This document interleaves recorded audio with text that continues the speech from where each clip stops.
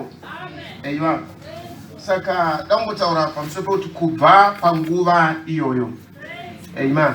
Saka tinooneswa kuti chiri chose china mavambo. Takadanwa isisu kuziendana kuenda. Towisana. Matiri mune upenyu hweziendana kuenda. Azvinei zvataiveri kana chimiro chataiveri. Matiri mamakateiwa kurarama muziendana kuenda. Asi Mwari wafunga pamusoro pedu kuti tiraramire muziendana kuenda. Wakatora mutumbi wenguva unonzi mubhaibheri pakutanga. Mutumbi wenguva wakaunzwa muhupo nekuti Mwari iye amene wakanga azviunza mumutumbiwo zvekare weshoko rake. Sekera Bhaibheri ichiti pakutanga kwaiveri neshoko. Ariti muziendana kuenda maiva neshoko. Rinoti pakutanga kwaiva neshoko.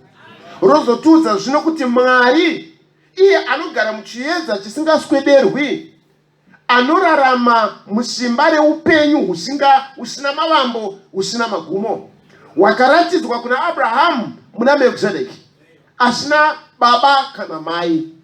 Saka Mwari weziendana kuenda wakaunza mutumbi wenguva waanokwanisa kudzokera kwauri achiti apa ndo pandakatanga kuunza mukuoneka izvezvo zvaakashuvira nyika isati yavambwa. Amen. Saka pakutanga ipapo takaona vhiki yapfuura kuti gwayana raMwari rakabayiwa pakutanga ikoko kuti zviunze kwatiri hunhu noupenyu hwezienda nakuenda. Saka pane panotangwa, pane Mwari paakatangira. Ishe wokudenga vatibatsire. Saka zvonzi pano kutanga kubva panguva iyeyo Jesu wakatanga kuparidza achiti tendeukai. Amen.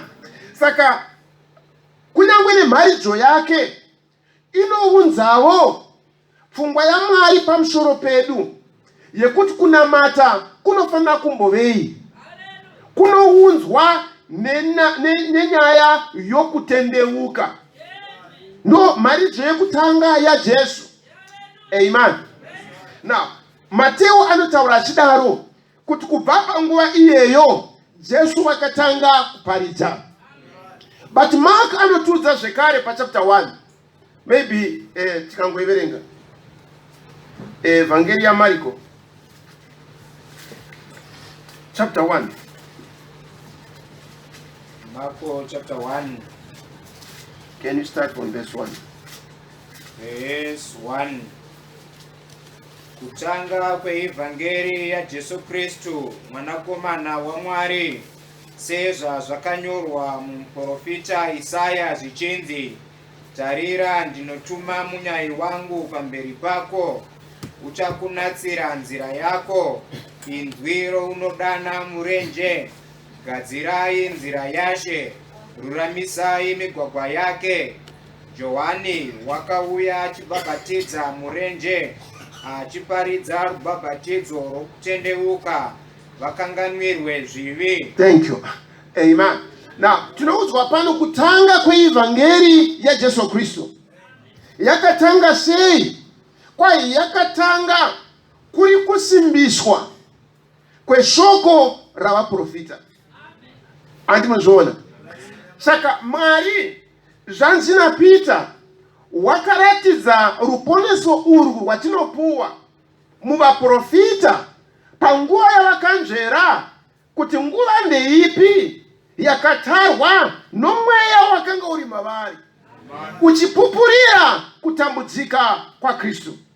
Saka Paulo achiuya zvekare achiti, ini Paulo ndakaitwa muapostora nekuda kwaMwari kuti ndiparidze ivhangeri zviri maringe namagwaro sezvaakanyorwa navaprofita. Saka ivhangeri inotivonesa zviri mavambo, zviri matangire, zviri mawiro ezvakadiwa naMwari pamusoro pedu. Saka Jesu zvinonzi kubva panguva iyoyo wakatanga. Saka pane nguva yakatanga kuitwa chaiviri pfungwa yaMwari pamusoro pekunamatwa kwake. Taona kuti kunyange Johani akatumwa kuti afanotungamira, naiyewo akauya achiparidza ivhangeri yokutendeuka. Kureva kuti pane nguva yatofa kuti tinongedzere kuti apa ndo pakatanga nyaya yangu. Hatiuye kukunamata tongosvongopfekerawo imomo. Pane patinotangira, pane panotanga nyaya yedu naShe, pane panotanga kunamata kwedu, pane panotanga nzira yedu yokufamba pakunamata Mwari. naShe Jesu as much as akanga ari Mwari, haana kungoti tumbudzuku zvangu wapowo. Pane patinokwanisa kunongedzera kuti apa ndo paakatangira. Amen. Saka zvanzi kubva panguva iyoyo wakatanga kuparidza. Amen. Pane nguva yakatangwa nekuti I think timuparidzi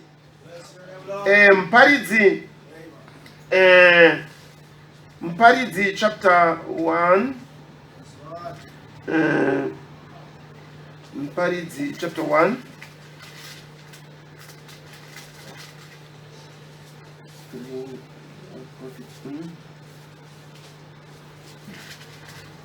No, it's Muparidzi chapter 3, verse 1. Muparidzi chapter 3 verse 1. Chinhu chimwe nechimwe chino musi wacho, uye shoko rimwe nerimwe pasi pedenga rine nguva yaro. Nguva yokuberekwa nenguva yokufa, nguva yokusima nenguva yokudzura chakasimwa, nguva yokuuraya nenguva yokuporesa. Thank you. Now, pane nguva yakatarwa yechinhu chimwe nechimwe. Amen. Saka chinokoshazve pane kutarwa kwenguva kuziva nokundobata chakatemerwa nguva wokwanisa kuchiita. Anti munoona Mwari pane nguva yaakaseta muupenyu hwako, nokuti ndi Mwari unobata nenguva. Amen. Mukaverenga kuna zvakazarurwa chapter 3 pamusoro peTatira, inonzi ndakaipa nguva kuti itendeuke, asi haina. Nokuda kwaizvozvo ndoikangira pamubhedha wokutambudzika pamwe chete navana vangu. Anti munoona, kana vakazofunga pasure kuti akuda kutendeuka, nguva yaMwari yanga yapera. Anti munoona, saka pane nguva yakatarwa. That's why tinofana kuva conscious, tinofana kuva vakabengenukira kuti yava nguva iyi. Sekera pana Isaiah 11 zvinonzi inguva iko yeusiku dai murindi. Atidi kungofamba, atidi kungoenda, nekuti ukapotsana nenguva warasika, hazvikuitiri zvakanaka. Amen. Saka Mwari wakatara nguva yechinhu chimwe nechimwe. Amen. Kuti chinake panguva yacho. Saka pane pakatanga Ishe Jesu kuita zvaakaita. Saka pane panotangawo kuti isu tiite zvatinofanira kuita. Vamwe takaberekerwa muchechu tikangokurira imomo, asi pane panofanira kuzotanga. Amen. Vamwe takangona zvichiitwa tikangojoinawo, asi tikudzoserwa panyaya yepakutanga. Amen. Kana Mwari vobata nesu vachibva, vanofanira kuva nepavanobata nokunongedzera paupenyu hwako. Chokutanga ndechekuti Paul aparidza kuvaHedheni, kwai vese vakatemerwa upenyu husingaperi, vakafarira shoko, vakatendeuka. Can you see? Vakatemerwa muziendana kuenda. But nguva yavo yasvika yekuti vanzwe ivhangeri, vakaigamuchira. Vaigamuchira, kwai shoko raMwari rakakura rikava nesimba. nekuti vakakwanisa kuziva nguva yavo. Amen. Saka nguva dzakatarwa. Amen. Ishe Jesu vadzidzi vaningira vake vakambouya pane mungu vati, kuiwewe wakangonyarara sei? Itaka zvinoita kuti vanhu vese vakuoneka vakutende. Jesu akawadza achiti, nguva yangu ichigere kukwana, asi yenyu imimi yakatokwana. Haungondipusha kuti ndiite zvinhu. Uyezve handifanire kunonoka kuita zvinhu. Nguva kana yaringana, zvakanaka ndiite zvakafanira. Nokuti chinhu chimwe nechimwe chine nguva yacho. Uye chinhu chimwe nechimwe chakanaka panguva yacho. Amen. Saka Mwari unobata nesu nomutoo wakadai kuti pane panotangira nyaya yedu, pane panotangira upenyu hwedu, pane panotangira kunamata kwedu.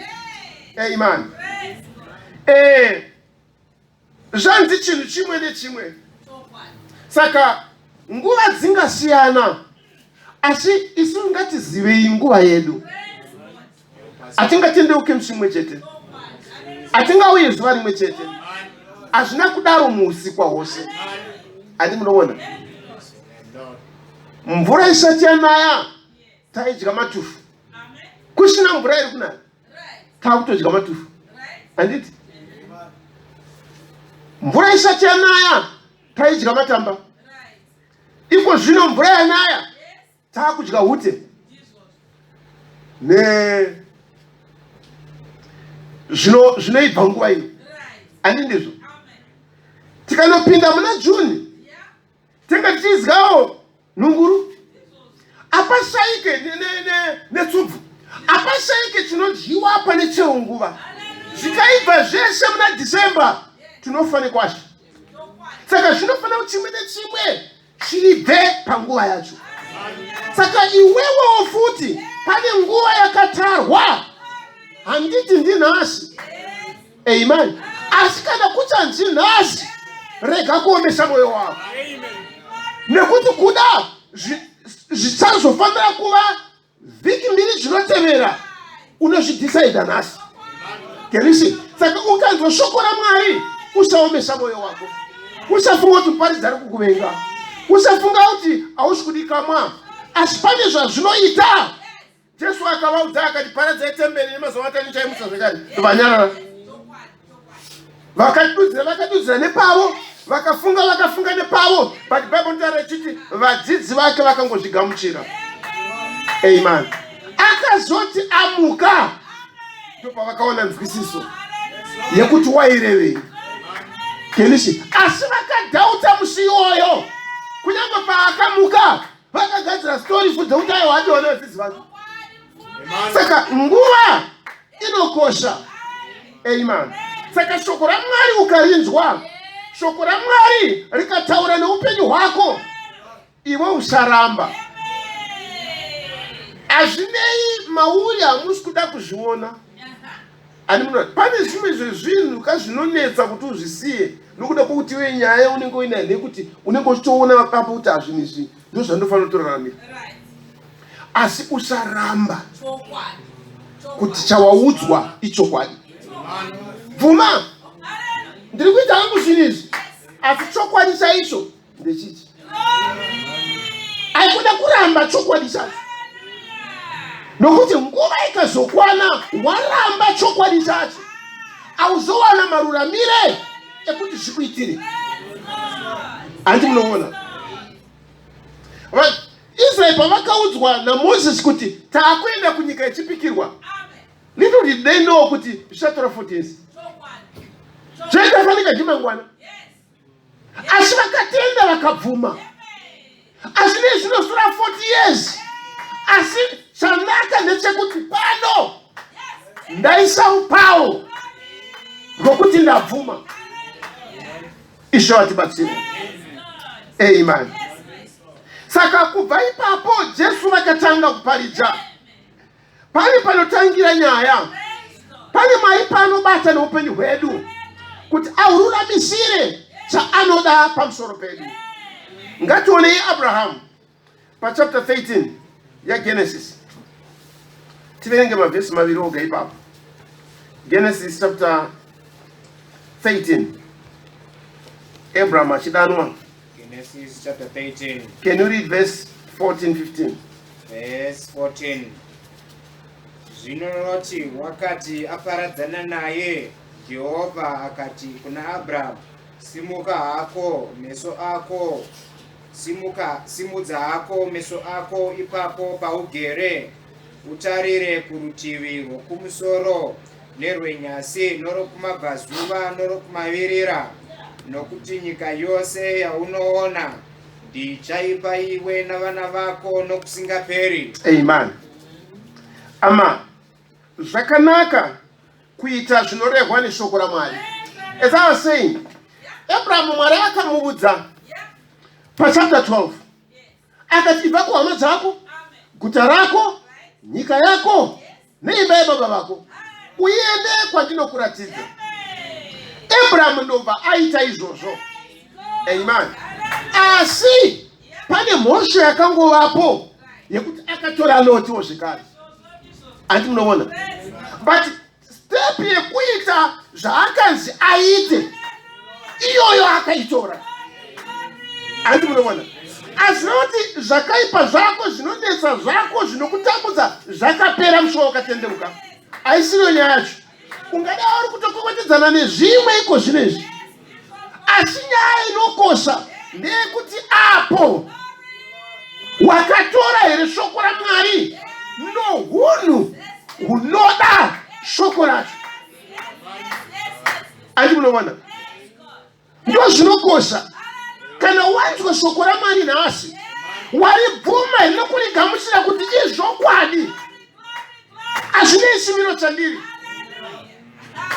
hazvinei kuti ndakaita sei, asi shoko iri nderechokwadi. Amen. Mwari woteya muupenyu hwako chakafanira, otungamirira upenyu hwako kuti udhumane, usangane, ukumbane nezvinhu zvinoita kuti shoko rake rawakatenga rikwaniriswe. Amen. Mwari akuendese pana vanhu vachakuratidza kuti aiwa izvo zvisati zviri izvi. Mwari akuendese ringava basa chairo, unokwanisa kuona basa rine chekuita nekuponeswa kwako. Can you see? Zvokwanirisa chakadiwa naMwari pamusoro pako. But chokutanga usazvidza shoko raMwari. Rigamuchire, ritende, ribvume. Amen. Saka Abraham ndo zvaakaita. But Mwari achitarira, akaona kuti Abraham haasi kuita zvese zvandakataura. Amen. Mwari akanga akangomutarira. Abraham akatanga kutenderera nenyika iyoyo, achivaka aritari, achinamata. Can you see? Aita zvakanaka. Aenda kuchechi. Hakuna kurika kuya kuchechi. Asvika apa avaka aritari anamata. Mwari akatarira zvake. Obva ipapo oenda apo kwai pakati peBheteri neAi, apa avaka aritari ndobva anamata. Mwari akatarira zvake. Andi munoona. Haasati aita Mwari zvaakamuudza zvese. Ndobva pazoita nyaya yekuti vafudzi ndo vakakanganisa, ndo vakava vaparidzi vavo manje. Ndiye muparidzi waAbhurahama mufudzi.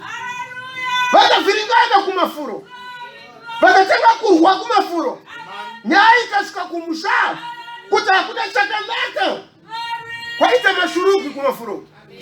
Abrahama ndo paakafunga akati Mwari wakamboti kudii pakutanga. Mwari akati paradzana nehama dzako.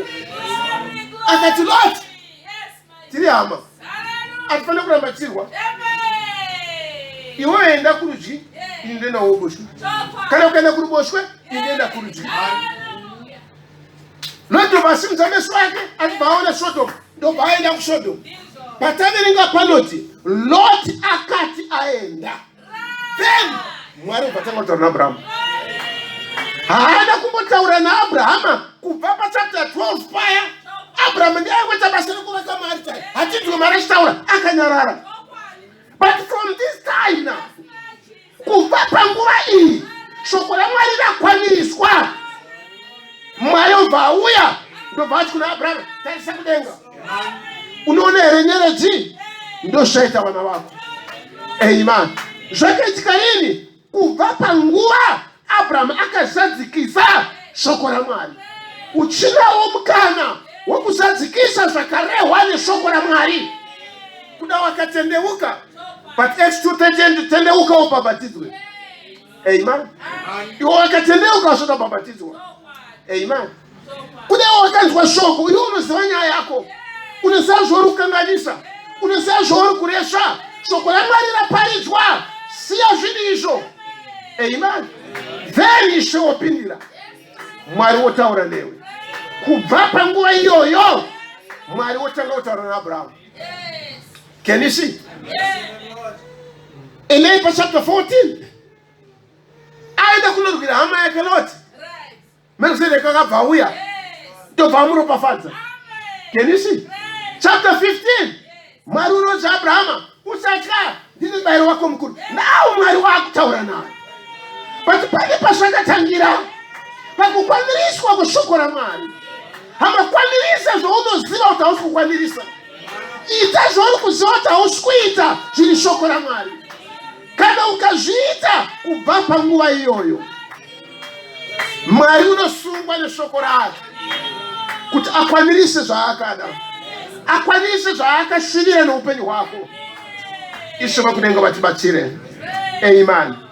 Mashure mekunge Abraham akwanirisa shoko raMwari. Hani pa chapter 17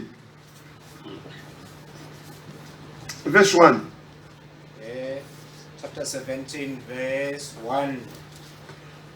Abraham wakati asvika makore ana makumi mapfumbamwe na mapfumbamwe, Jehovha akazviratidza kuna Abraham akati kwaari, ndini Mwari wamasimba ose, famba pamberi pangu uve wakarurama. Ndichaita sungano yangu pakati pangu newe, ndichakuwanza kwazvo. Ipapo Abraham akawira pasi nechiso chake. Mwari akataura naye akati, kana ndirini, tarira, sungano yangu inewe, uchava baba vendudzi zhinji zhinji.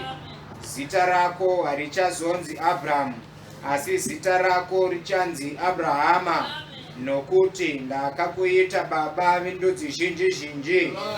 Ndichakuberekesa vana vazhinji zhinji, ndichakuita ndudzi, namadzimambo achabva kwauri. Ndichasimbisa sungano yangu pakati pangu newe navana vako vanokutevera pamarudzi avo ose, kuti ive sungano isingaperi. Ndichava Mwari wako nova vana vako vanokutevera. Ndichakupa iwe navana vako vanokutevera nyika mauri mutorwa iwe. Thank you. Amen. Now, Mwari unouya kuna Abraham. Mashure nokunge Abraham waita shoko raMwari. Amen. Mwari anosangana naye Abraham. Ochikwanirisa zvaakada pamusoro pake. Oita sungano yake na Abraham. This is chapter 17. Abraham akadanwa pa chapter 12. Andi mnoona. Saka zvinokosha kuti kubva pazuva rekutanga iri kusvika pawaneri nhasi wafamba sei. Andi mnoona. Aikona kuzadza nzira yeupenyu hwako nemhosvo dzoga dzoga munzira. Raramira, famba zviri shoko raMwari. Amen. Nokuti pane nguva Mwari yaakatara. Iwe ungadai usiri kuzviona, ungadai usiri kuzviziva, but Mwari wakatarira. Pane zvaari kuita newe museri umo, iwe zvosingakwanise kuona. Saka unozozvibhedhenura nawo kuna Abraham ane 99 years. Wati Abraham, ndini wamasimba ose, ndini ndinokwanisa kukumwisa ukava mudoko zvekare. Ndakuita sungano yangu newe navana vako. Saka Abrahama pano anounzwa musungano. Zita rake rinoshandurwa, zita raSara rinoshandurwa. Wopiwa maruramire ekuti akwanisire zvaakadanirwa. Amen.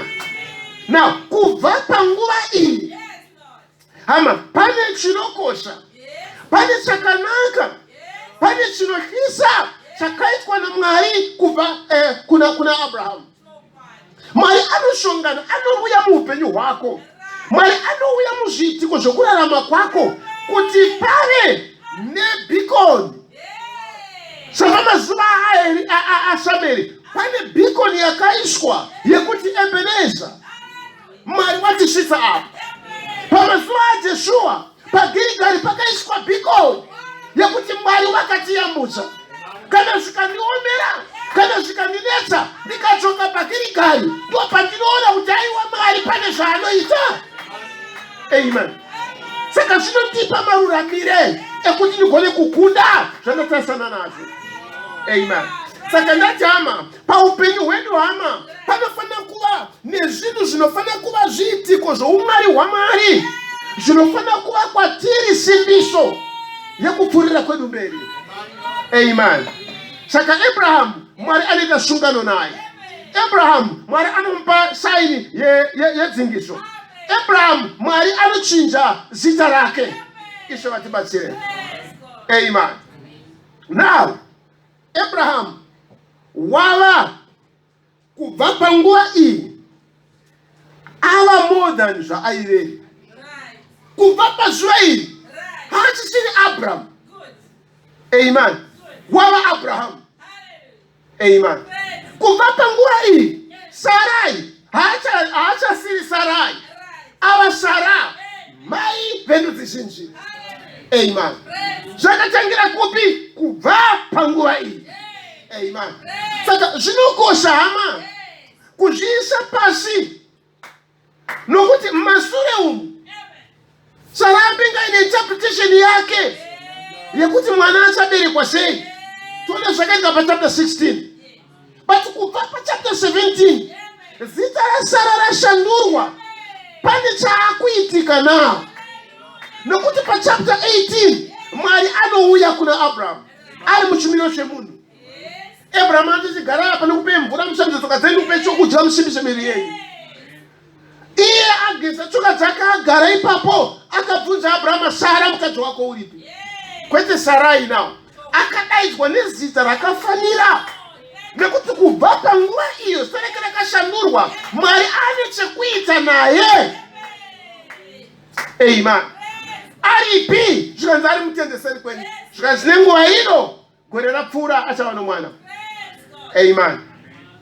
Hama pane zvimwe zvinongoitwa naMwari zvaanotendera kuti zvidenhe kutaurirana kwenyu. Amen. Sara dai akangonyarara ari mutende muya, pamwe second stage yaisvika, but Sara akasheka mwoyo make akati, saka zvingaitika sei kwezvi? Handi munoona munezvo semuprofita akapiwa 2 signs dzakanzi ndichakupa masaini maviri, uchabata munhu neruoko rwako ugoziva kuti ari kurwara nei. Zvichapfuura ipapo uchakwanisa kunzvera pfungwa kana zviri mukati memunhu. 2 signs akadzipiwirwei nokuti akanga adhauta kuti hazvinei nokufunda, ndingaende sei kunyika yeshe ndichiparidza shoko ndichiporesa vanorwara. Zvikanzi kuti ndikusimbisire 2 signs. Can you see?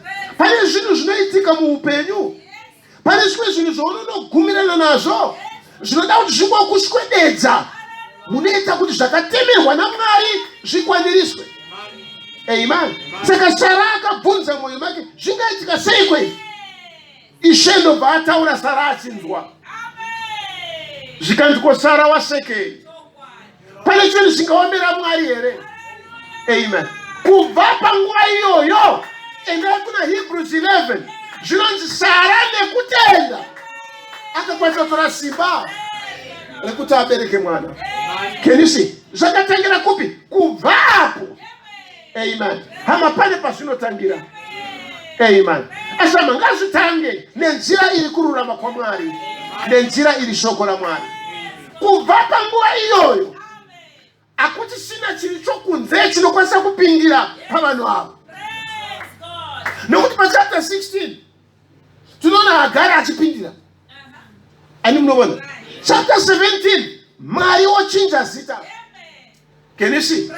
Kana Hagari akabereka mwana, haana kumbereka na Abrahamu. Maizviziva? Ishmaeli haasi mwana wa Abrahamu. Ishmaeli mwana wa Abrahamu. Pati kubva panguva iyi Hagari haachapindira. Anga ari murandakadzi waSarai. Asi apa asara nawo zvasiyana nezvizvo. Amen. Nokuda kwaizvozvo Sara naAbrahamu vaenda kunyika yeGerari. Abhimereki akafunga zvoda kuroora Sara. Usiku ihwohwo Mwari akati wafanira munhu wafa iwe. Amen. Kubva panguva iyi Sara is untouchable. Sara haachabatika, haachapinzwa musungano isiri iyo, haachapinzwa muchinhu zvisina kufanira. Amen. Ama raramisa upenyu hwako. Hama muzviitiko zvikangonobatana nekuda kwaMwari, uchava untouchable. Uchava asingabatiki. Uchava asingashushwe nezvinhu zvaikushusha mashure. Ishe vatibatsire.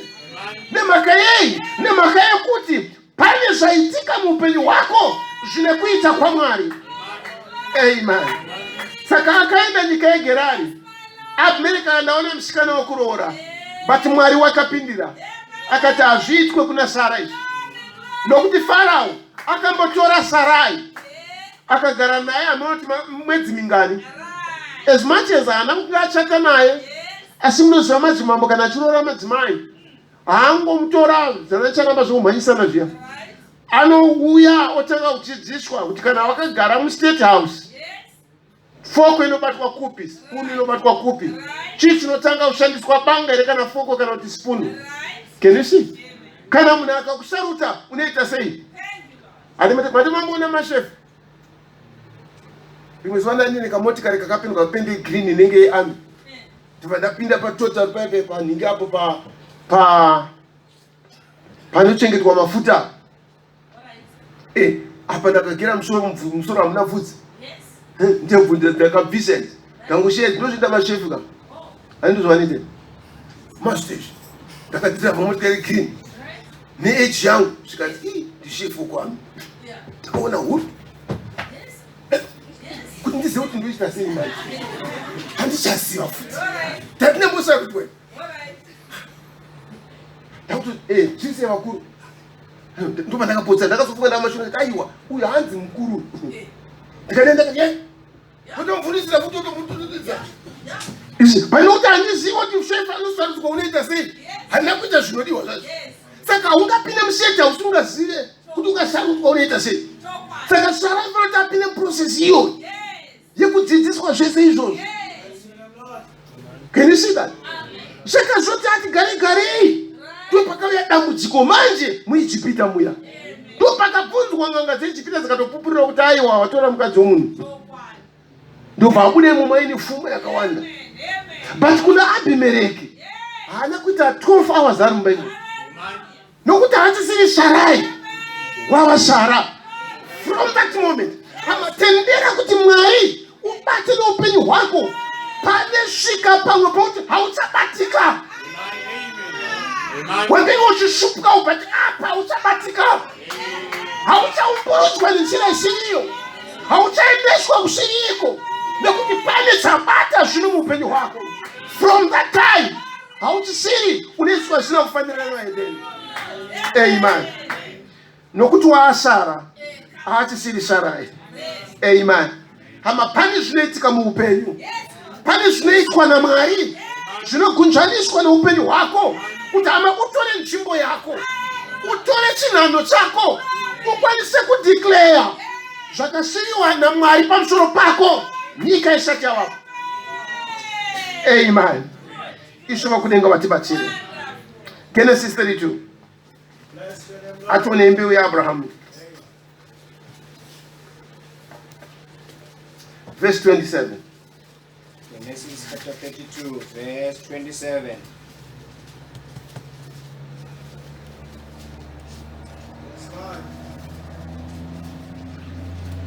Akati kwaari, zita rako ndianiko? Iye akati, Jakobho. akati, zita rako harichazonzi Jakobho asi Israeri, nokuti wakarwa naMwari navanhu ukakunda.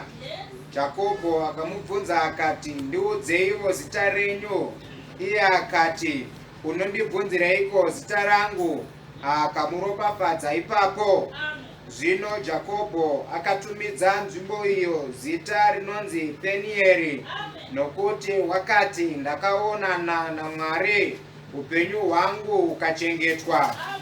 Zuva rikamubudira achipfuura napaPenieri, akakamina paudyi yake. Thank you. Amen. Ama uyu ni Jakobho abva kwese uku. Amen. Kwese kwaabva uku pane zvimwe zvinongoitikawo, Mwariwo zvongopindirawo. Andi munoona paakabva kwaRabhani angoti fambei, Rabhani akabva muteverera. I think after 3 days ndobva amubata. Zvikati watiza sei?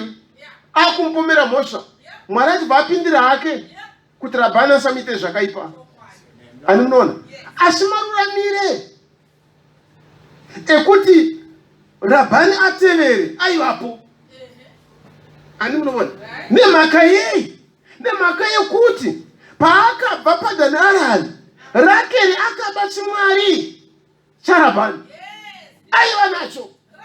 Chinokwevawo futi ani Rabhani uya aikona kutakura zviri zvekwedu.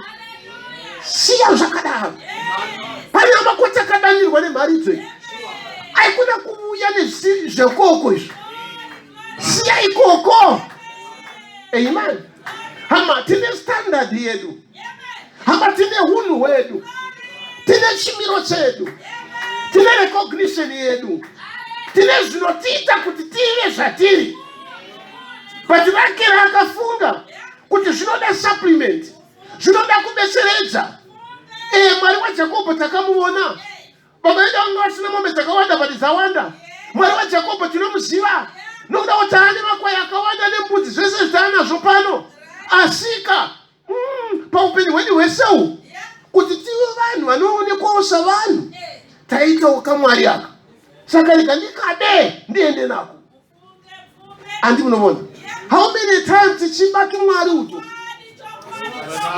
tunotita kuti zvinge zvinoonekerawo, tunotita kuti tinge tinoonekwawo kuti tiripo, tunotita kuti tingewo vanhu vanoonekawo, kwete uzongorikwawo tingoti bvuru. Aiwa unoitawo status, unoitawo chimiro kwacho.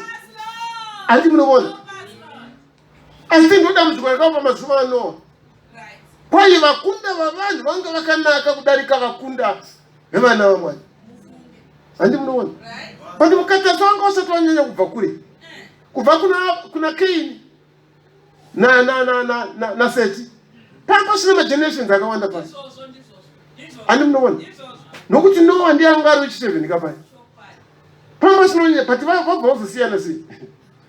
Pane zvaiitwa zvaita kuti ava vaonekera kudarika avawa. Ndo zvakaitwa naRakeri. Akatora chimwari chiya asi muone chakakweva Rabhani akamuteverera. Mwari ndobva apindira hake. Ndobva Rabhani Rakeri aita chitsotsi chake chiya, ndobva agarira chimwari chiya. Rabhani aibva atsvaga abva ashaya, ndobva adzokera. Jakobho osimuka zvino aakuenda. Amen. Ndobva asvika paJabhoku, ndobva anzwa kuti Esau unouya, ndobva akatanga kunamata. Amen. Zvaanga ashande achimboita nguva dzese idzi. Apa aimboto adzimai nevana uyai tinamata. Apa akaona kuti nyaya haichada vanei, yakuda iri undisangane neakataura neni. Amen. Tinowisana. Hama kana tapiwa kurudziro nokuti paakaenda kunonamata pai akamenshona akati Esau ari kuuya anoparadza vana namai nemuyese yangu.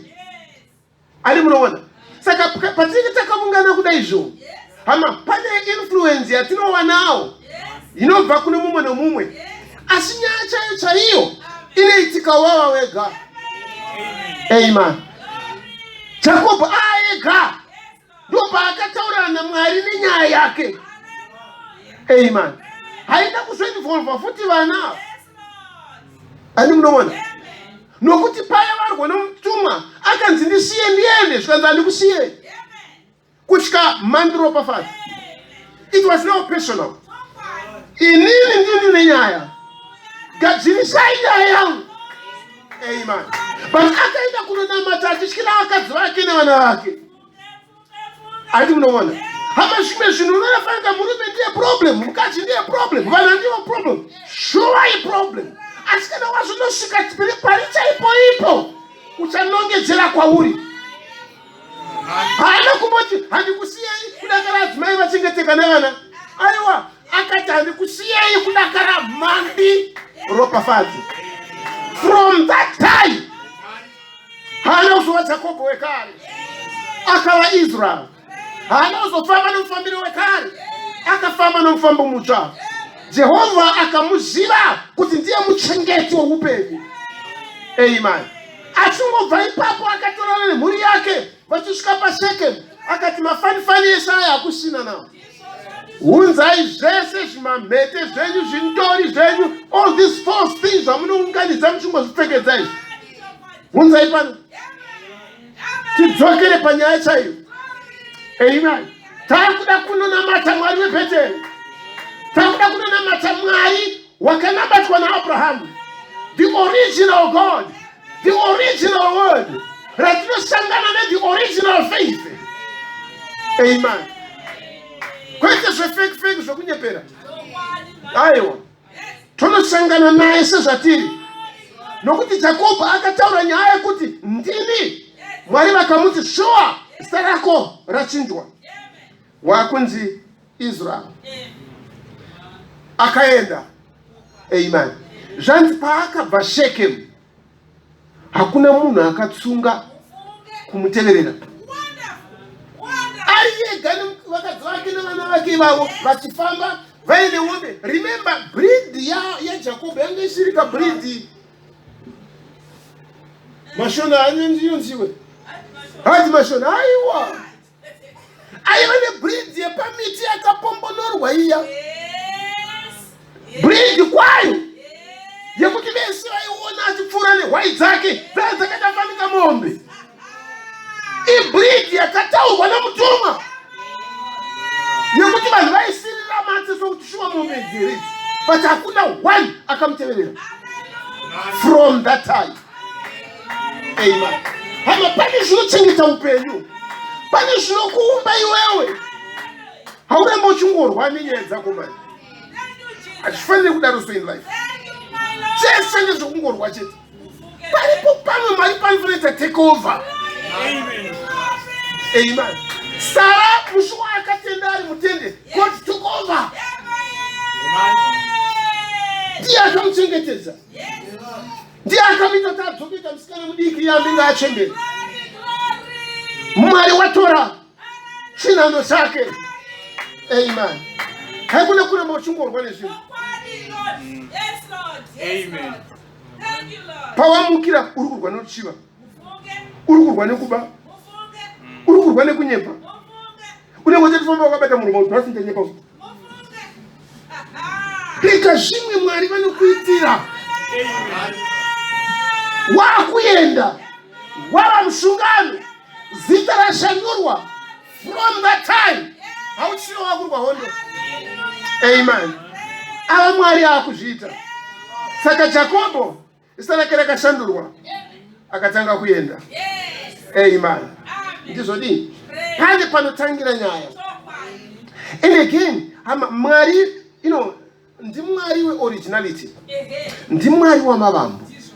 Paanotaura pamusoro pokuponeswa kwedu, anotaura achiti Baba, vese vamakandipa, kwete vamuchandipa, vamakandipa, handirashikirwe nyangwe nehwani. Ndi Mwari wamavambo. Ndokwanodzokera kana achidhira noupenyu hwako, haangotanga newe panapa kungoti asaka zvinhu nhasi zvakamira sei. Mwari asiretika inofunga nhasi yakaita sei. Aiwa, haachinje sereti. Pane paanodzokera muupenyu hwako,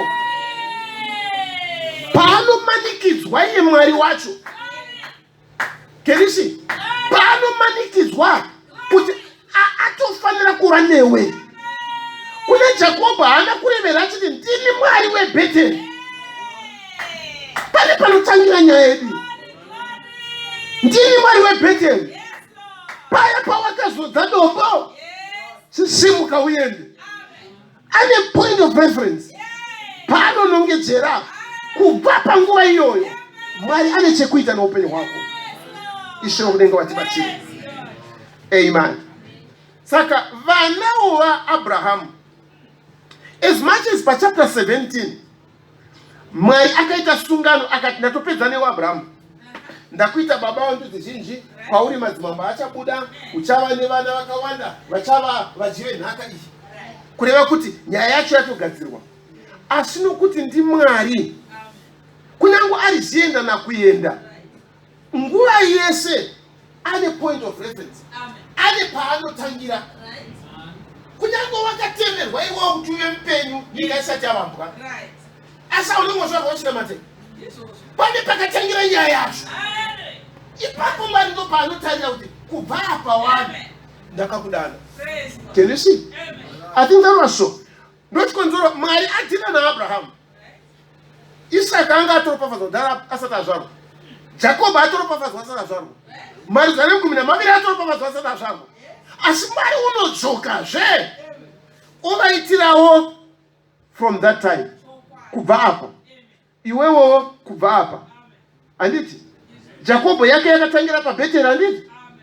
Achiropafadzwa. Can you see that?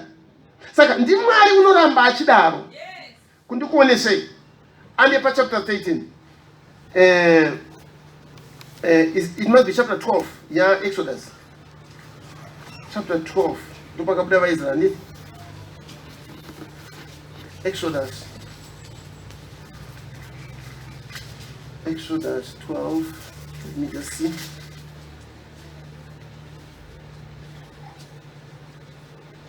That's right. Verse 1. Chapter 13, verse 1. Exodus chapter 13 verse 1. Zvino Jehovha wakataura naMozisi akati, nditsaurirei matangwe ose. No. Okay. It's not chapter 13, it's chapter 12. It's chapter 12. Chapter 12 verse 1. Zvino Jehovha wakataura naMozisi naAroni munyika yaIjipita akati, mwedzi uno unofanira kuva mwedzi wokutanga kwamuri, unofanira kuva mwedzi wokutanga wegore. Taurai kuungano yose yavaIsraeri muti, nomusi wegumi womwedzi uno mumwe nomumwe ngaatore gwayana, vachiverenga dzimba dzamadzibaba avo. Muri imwe neimwe ive negwayana rayo. Kana muri iri doko vasingagoni kupedza gwayana. Okay, thank you. Pana chidata paona. Mwari unotaura naMozisi kuti chiudza vanhu ava kuti mwedzi uno ngauve mwedzi wokutanga. Vaiva nemumwe mwedzi yavaiti mwedzi watanga nhasi. But vaIsraeri kunyange kusvika pazuva ranhasi, nokuda kwethe commercial world, nekuti vanobatanidzwa havo nedzimwe nyika dzose, vane kalenda yedu yatinayo iyi inotanga muna January. But kalenda yavo vaIsraeri haitange muna January. Hapaso pane new year yavo. Ndochikonzero kunyange maChina akatoredzerawo futi. Vane yavo yavanoti vachiti this is the new year. Yavanoti luna yavo yavanoverenga mwedzi chaiyo inonyura iyi kuti gore ratanga zvino rapera. Saka vaIsraeri pano vanonzi mwedzi uno ndowa mwedzi wokutanga. Amen. Mumwedzi iwoyo wokutanga ndopavari kutora gondobwe, voriuraya, voridya, voisa ropa pamagwadziro amakonhi edzimba dzavo, nekuti igore izuva rekubuda muunapwa. Amen. Atungobuda. Ani munoona? Ndochikonzero zvichikanganisa vamwe. Ndoda kukuudzai pamazuva iwawo kune vamwe vakanga vasinganyatsozvitendawo futi kuti mukati ndezveshuwa izvozvi Nokuti mukuona problem inounzwa navanhu kuna Mozisi vachifamba pai, zvinoti vanhu vese havana kutenda paya. But mumwe wakanzwirawo tsitsi akati, zvino mwana wasekuru wangu aramba hake, wongotorawo ropa unoisa pa gonhi rake kuti mwana wabhuru wangu apone. Akatoponeswa nazvizvo, atoisirwa ropa nomumwe. Handi munoona? Saka zuva iri raifanira kuva zuva rerangaridzo, zuva redzikinuro, zuva rekuti vaIsraeri nao vava vanhuwo. Pashure pese apa vaitwa zvavanodiwa navo. Kana Farao akafuma achiti vana vese vakomana ngavaurawe, otourawa, hapana anobvunza. Kana akafuma achiti nhasi kanyaya zvitina zvakati, hapana anobvunza. But zuva iri rava kutanga kwegore. Hachaverenga mwedzi iya yamakore atairarama tichivaranda. Gore rida richatangira pagore raFarao. Nokuti Farao akanga akagadzira gore rake kuti kubva musi wokutanga wegore uyu ndoda zvakati nezvakati. But Mwari wapindira pakutanga gore dzva. Amen. Kubva pazuva iri Israel vaita sungano naJehovha. Kubva pazuva iri Israel vava vanhu vaMwari. Chirega kuvabata, chirega kuva nechekuita navo. Vava pasi pechengetedzo rupawo, vaisirwa ropa. Amen. Vakuenda. Ishe vatibatsire. Ndizvodi? Vakuenda. Nokuda kwokuti ndo patangira nyaya yavo. Handi pa chapter 20. Chapter 20 verse 1 again. Chapter 20 verse 1.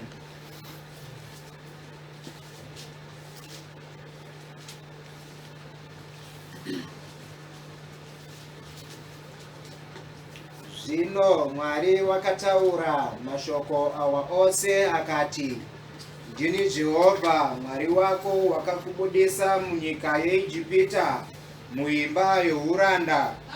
Usava navamwe vamwari kunze kwangu. Amen. Mwari ane point of reference now. Ane paanonongedzera. Amen. Haningori Mwari chete, asi ndini Jehovha Mwari wako akakubudisa muimba youranda. Ndiriri wakabudiswa muimba youranda, musi wavakaisa rupawo pamagwatidziro amakonhi avo.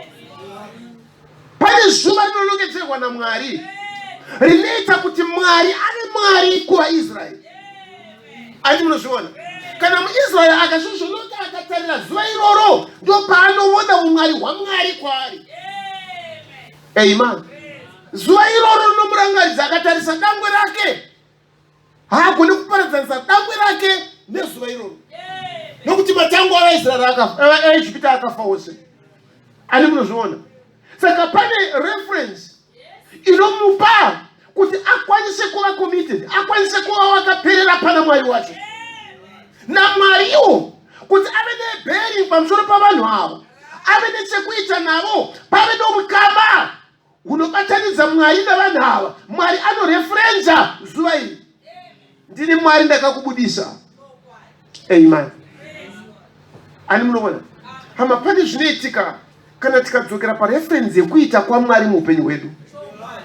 Kana tikada kutora dzimwe sarudzo so, tinosungwa nepfungwa yekuti asi ndinombovani. Can you see?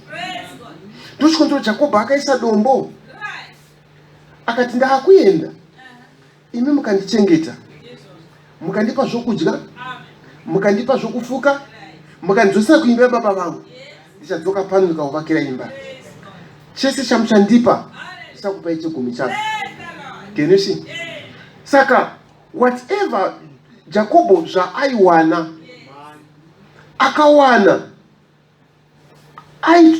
aidzokera panguva iyi, sei ndawana, ndiMwari wandipawo, saka ndakukwanirisa zvandakataura paya. Handi munoona.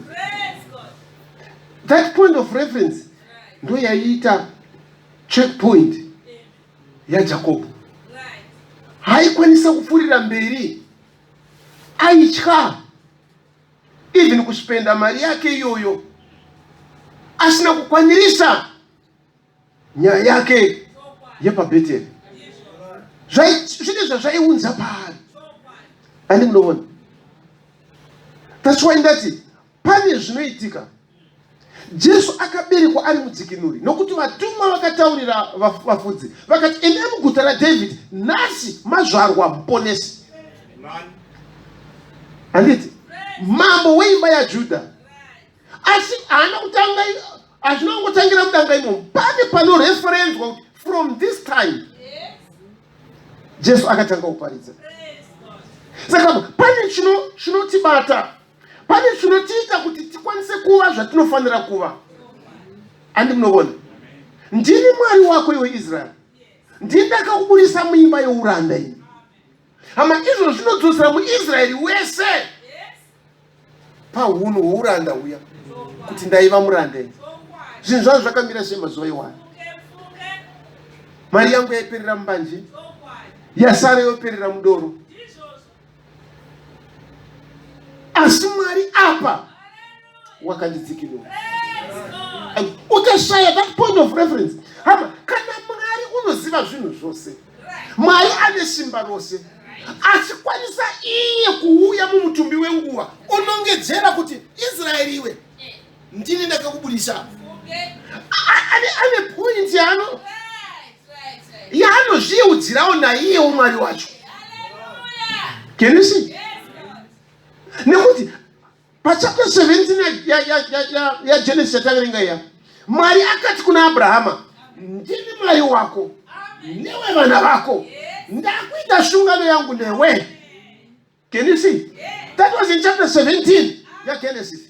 Tikazoenda kuchapter 3 chapter 2 yaExodus, zvanzi Mwari akanzwa kuchema kwavana vaAbrahama, akarangarira sungano yaakaita pachapter 17. Ane point of reference yaanosungirirwa ipapo, yekuti haagoni kupa sununguka ipapo. Nokuti from that time akazvikomita kuti ndiye Mwari weIsraeri, akazvikomita kuti ndiye achavachengeta, akazvikomita kuti achava navo. Saka anodzoka ipapo. Animona? Pane nzvimbo, pane nguva. Saka nchiti kuna matanga kuri ungo joinira uno. Ngapave nenzvimbo. Amen. Ngapave ne point of reference. Saka Mwari anoudza Israel, mushava nomwe Mwari. You could have just said ngotisawo nemwe Mwari. But akati aiwa, ndini Mwari ndakakubudisa muuranda. Nokuda kweizvozvo ushava nomwe Mwari. Kubva panguva yandakakubudisa, hazvifaniri kuti uve nomwe Mwari. Amen. Mabasa avaApostora chapter 26. Mabasa avaApostora chapter 26. Verengai from verse 13. Verse 13. Zvino mambo masikati makuru ndiri munzira Zvino mambo masikati makuru ndiri munzira, ndikaona chiedza chaibva kudenga, chaikunda kupenya kwezuva, chichindipenyera kumativi ose nava ndaifamba navo. Zvino takati tawira pasi chose, ndikanzwa inzwi richiti kwandiri norurimi rwechiHebheru, Sauro, Sauro, unonditambudzireiko? Zvino kuremera kupfuura zvibayiso. Ndikati, ndimi aniko Ishe? Ishe akati, ndini Jesu waunotambudza. Asi simuka, umire namakumbo ako, nokuti ndazviratidza kwauri nezvizvi, kuti ndikuite munyayi nechapupu chezvawakaona nezvandichazviratidza nazvo kwauri. Okay, just jump to verse 19. Verse 19. Naizvozvo mambo Agripa handina kuramba kuteerera chiratidzo kudenga. Amen. Sauro weTarso achienda Damasiko kunobata vatendi. Ari kupa testimony yake pamberi pamambo Agripa. Cheni dziri mumaoko nomumakumbo. Masoja vakamira mumaoko mumasure. Ari kunzi taura tinzwe. Amen. Cheni dzichirema unosimudza cheni dzati mambo Agripa. Ndaiva munzira ndichienda Damasiko kuti ndinobata venzira iyi. Bati mambo masikati makuru chiedza chakatipenyera. Chinodarika kupenya kwezuva ndikanzwa inzwi ichitaura neni. Specifically not aida kutaura neni. Akasikana kutaura nevamwe vese vanandinava. Akataura nerurimi rwechiHebheru. Mukaverenga akaunti yacho zvinonzi apenyerwa Paulo. Kwai vamwe vese vakaona chiedza havana kunzwa inzwi. Nemhaka yei rakataura muchiHebheru havanzwa chiHebheru. It was specific. Yaiva nyaya yangu. Haina kubata vanandinavo. Yange isinei navo. Saka inzwi rakataura neni. Rikati ndini Jesu unotambudza. Chiita zvokuti nezvokuti nezvokuti. Saka mambo Agripa handaisaikwanisa kusateerera. Urayai kana muchida. Ndiendesei kujeri kana muchida. Nditake namabwe kana muchida. But handikwanise kupesana nezvakasangana nei paDamasiko. It was a turning point muupenyu hwangu. Handina kungozviona kana kuziziva upenyu hwangu wese. From that time ndinorwa kuti ndinosangana naye mutongi wakarurama. Amen. From that time. Amen. Asina basa manisa cheni. Mambo Agripa akazunza vakati vePaulo. Kufunda kwako kanyanyisa iwe. Uda uniteneusa here nemwafufupi zvikani na Paulo. Kwete ndinega mambo. Asina vese vanondinzwa kuti vafanane neni. Vave sezvandiri kusiya bedzi kwechenidzi. Nemhaka yei pane zvakaitika paDamasiko. From that time handina kuzova Sauro wekare. Handina kuzova neunhu wekare. Handina kuzova nemaonero ekare. Handina kuzova nemafungiro ekare. Hama zvinofanira kuva zvakadaro muupenyu hwedu. Hatirambe tichingopfuurira mberi neunhu husina kufanira, nemararamiro asina kufanira, nekunamata kusina kufanira. Porani tiri kubva pazuva iri ndakava wakasiyana. Amen. That was the point of reference. Amen. Handirambe nchiita zvandaita kare. Handifambe nenjira ndaifamba kare. Handitaure nomutauro wandaita kare. Nokuti Mwari wasongana neni paDamasiko akandiudza zvokuita. Amen. Makore mazhinji akati apfuura. Makorintho echipiri Paul anotidza experience yake. Makorintho echipiri chapter 12. Korintho echipiri chapter 12. Can you read verse 8, 9 and 10? Verse 8. Pamusoro pechinhu ichi ndakakumbira Ishe zvikuru katatu kuti chibve kwandiri. Iye akati kwandiri, nyasha dzangu dzinokuringana, nokuti simba rangu rinozadziswa pautera hwako. Naizvozvo zviri nani kuti ndizvirumbidze nomufaro mukuru noutera hwangu, nokuti simba raKristu rigere pamusoro pangu. Naizvozvo ndinofara noutera nokuzvidzwa, nokushayiwa, nokutambudzika, nenhamo nokuda kwaKristu, nokuti kana ndinoutera ipapo ndine simba. Thank you. Now, Paul akasvika paakarwadziwa. No, sometimes hama tinorwadziwa neupenyu. Until we come back kuna Mwari kuti Mwari sei. Munofanire kutambudzika nemutambudziko wakadai. Sei izvi zviri kundiomera kudai. Sei upenyu hwangu hwandiomera. Sei zviri kundirwadza. Mwari panzvimbo yekunyaradza Paulo nekumuporesa, Mwari unodzokera paDamasiko. Kuti Paulo, nyasha dzangu dzakakuringana. Paulo audzwa izvozvo, naiyewo takes a trip. anodzokera paDhamasiko. Ndaimbove ini. Amen. Ndakabvisa nhumbu ngani? Ndakauraya vangani? Ndakafeva kangani? Ndakaba kangani? Pari nyasha dzakandiwana. Dzikandiudza kuna Mwari. Nyasha dzaMwari dzakandiringana. Nyasha dzaMwari dzakandikwanira. Madambudziko angu andikaedzakise nenyasha dzandakaitirwa. Nhamo yangu yakufanana nenyasha dzandakaitirwa. That's my point of reference. Kubva panguva iyoyo, Mwari ndiMwari kwandiri. Mwari mutsvene kwandiri. Mwari wakakwana kwandiri. Satani uya nezvaungauya nazvo. Uya nenhamo dzese. Ndiite rombe. Ndiite asina. Ndiite anoshupika. But andikanga muDhamasiko. Nyasha dzakandiwana. Paul saka zvino ndinofara noutera hwangu. Ndinofara nekusagona kwangu. Ndinofara nekushayiwa simba kwangu. Nekuti pane ndisina simba, ipapo ndine simba. Amen. Kama Mwari ane point of reference, ane paanonongedzera, ane paanotarira. Amen. Panofanira kuti pange pakaitwa zvinhu nenzira kwayo.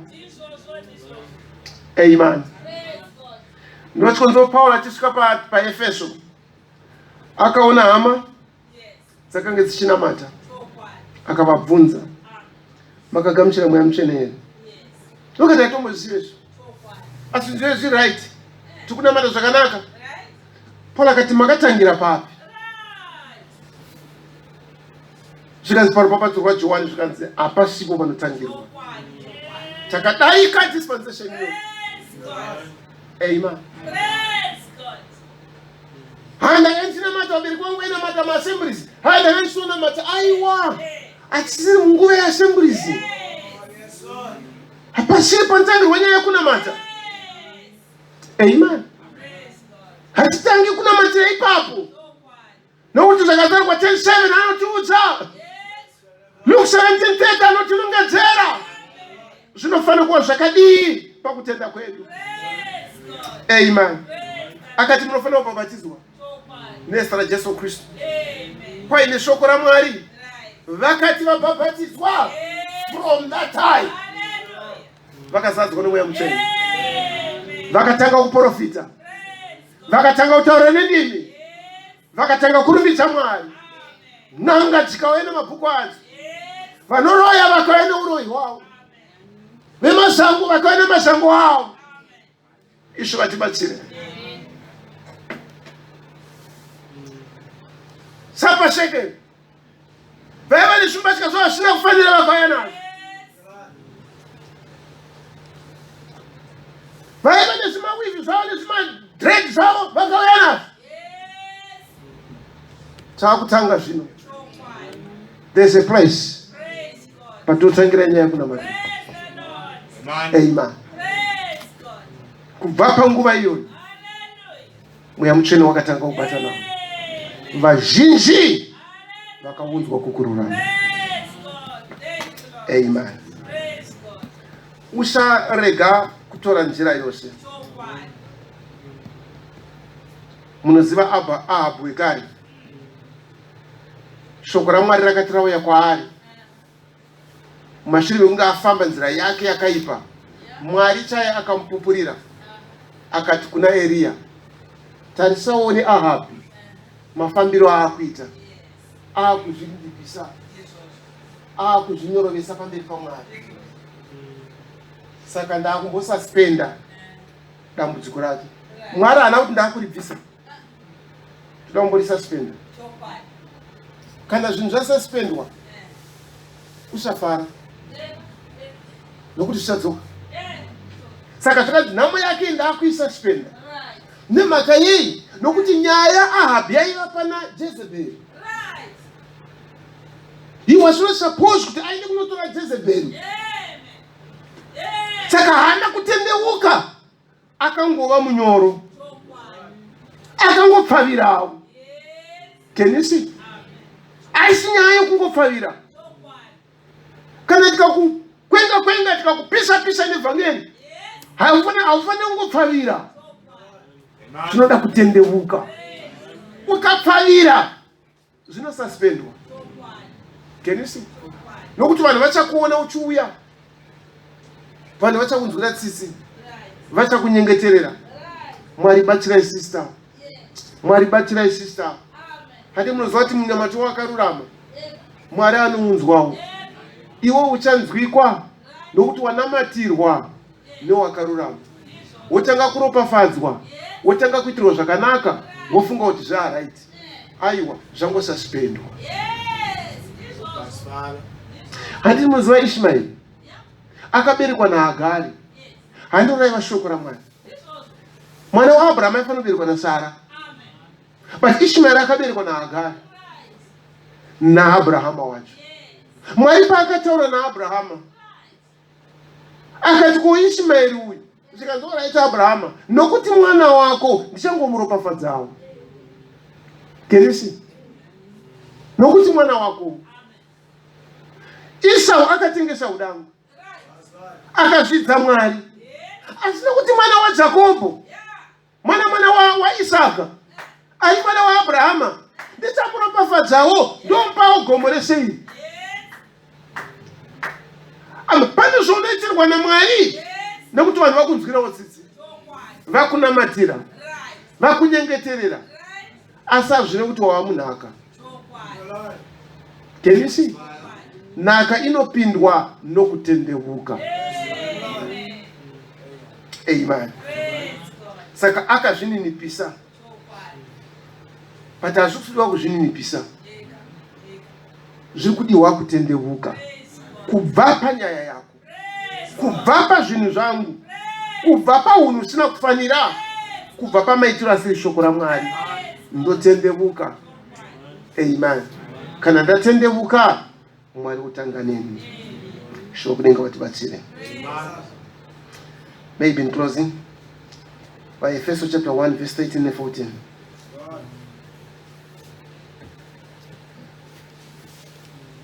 Ephesians chapter 1 verse 13.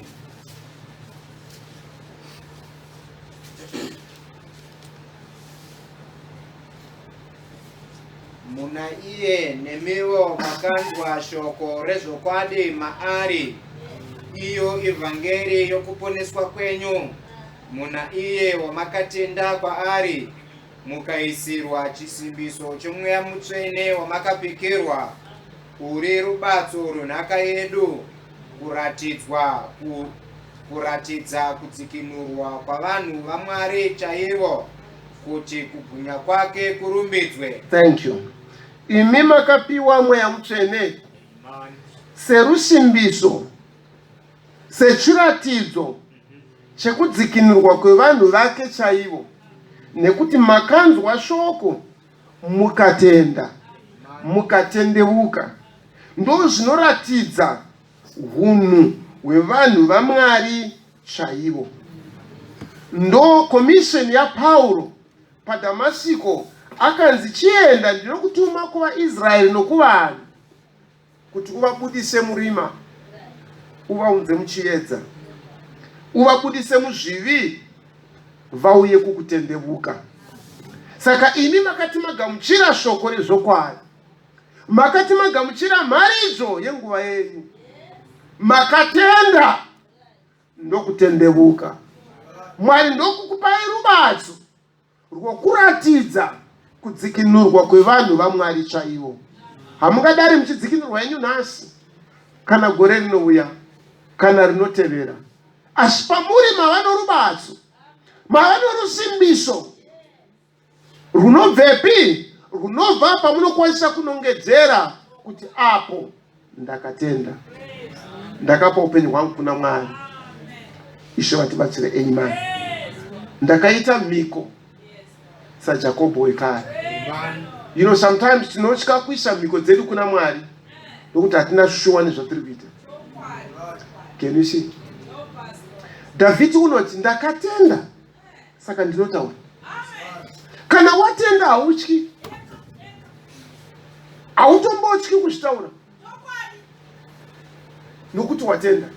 Uyezve simba iroro ndo rinotobata ipapo.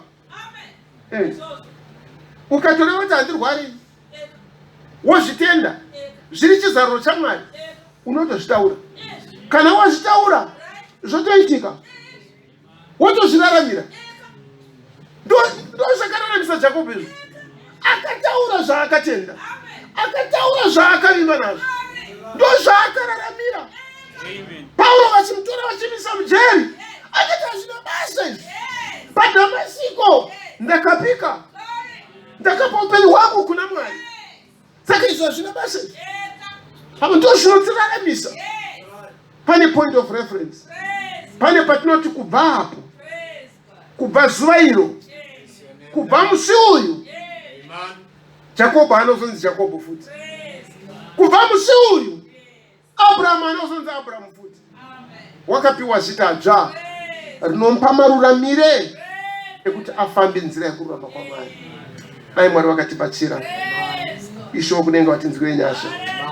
Ndiye wakatidanira kwaari. Ndiye wakafadzwa nazvo kuti timunamate. From that time, kubva pazuva irero zvandakagamuchira maridzo, ana kuzozvipa zvekare kune zvinhu zviri nyika ino. Kubva pazuva iroro ndakazoziva kuti kurarama kwangu kunobva pakutenda. Amen. Kuva munhu kwayo kunobva pakuzvipa kwangu nokuteerera shoko raMwari. Ishe vatibatsire. Kugamuchirika kwangu hakubve musitaira dzenyika, hakubve mumaonero enyika, kunobva pakuti Mwari vanondiona sei. Ishe wokudenga vatibatsire. Kubva pazuva irero anozodzokera shure zvekare. Paulo anotaura achidaro kuti ndarwa kwako kwakanaka, ndachengeta kutenda. Ndamirira kuti ndipiwe korona, iko zvino ndakutongodururwa kuti ndipiwe mubayiro wangu. Hazvina kunaka iri kwatiri hama tikwanise kuzorona muto wakadaro, kuti pane zuva, pane nguva. Kana wanga usati wadaro, wadi kutora mukana uno, nokuti Dhavhidhi wekare akareva achidaro kuti kana kuchanzi nhasi usaomesa mwoyo wako. Haungatorere zuva rino rozova munongedzo weupenyu hwako, kuti kubva pazuva iri, kubva paawa iyi, kubva pamusi uyu ndakapa upenyu hwangu muupenyu. Ishe vatibatsire. Pane zvakaitwa naMwari muupenyu hwangu, pane zvakabatwa naMwari muupenyu hwangu zvisingagone kundiparadzanisa nekunamatwa kwaMwari. Hazvina basa Paulo vakamisa mujeri ani mumhanga achinyora matsamba, akazodzwa nemweya waMwari kudakara matsamba iwayo. Nhasi uno taakwati ndiro Bhaibheri. Ishe vatibatsire. Nokuda kwechizoro ichocho, nokuda kweDhamasiko, one day Paul akaparidza usiku hwose. Amen. Sometimes service inotirebera. Achama tikakwanisa kunongedza, tikakwanisa kuva patinongedzera, tinotoona kuti yaita pfupi. Nguva yandakaparadza ndichifamba nemuto usiriwo, nguva dzandakapedza ndakagara padoro, nguva dzandakapedza ndichiita zvisina maturo. Hama 2 hours zeservice dzingandirebera here? 3 hours zeservice dzingandirwadza here? Yes, nyama inorwadziwa. Asi Paul wekaranira vachiti nokuda kweDhamasiko ndakutora nyama ino ndoisa under subjection, ndoiti ibvume zvikudiwa nemweya wangu. Ndoziva kuti zvinoiremera. Hazvaiwa kunyange ikasungwa, Paul anoiti ndiri musungwa waKristu. Amen. Nyama yasungwa. Handimoza tiri vaviri mumutumbi umwe chete. Mune moyo, mune nyama ino, mune mweya. Ari mujeri akaiswa muchitokisi, nyama inokwasenga yakaudza Paulo, saka zvino zvazopisa papi? Zvino izvo wasungwa manje, musana wese wakwapurwa.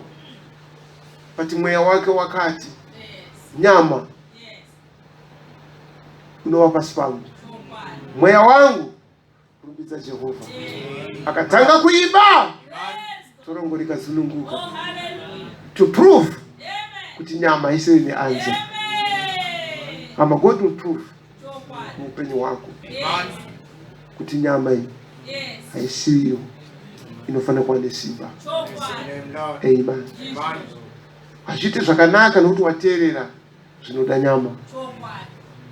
Zvinhu zvinonaka koga kana nyama waisa pasi pezviri kuda kwaMwari. Ishe vatibatsire. Amen. Takapiwa rubatso kuratidza kutsikirwa kwedu chaiko kuti tateerera from that time. Ishe vatibatsire. Tingasimuka here. Zuva guru randakaponiswa daiva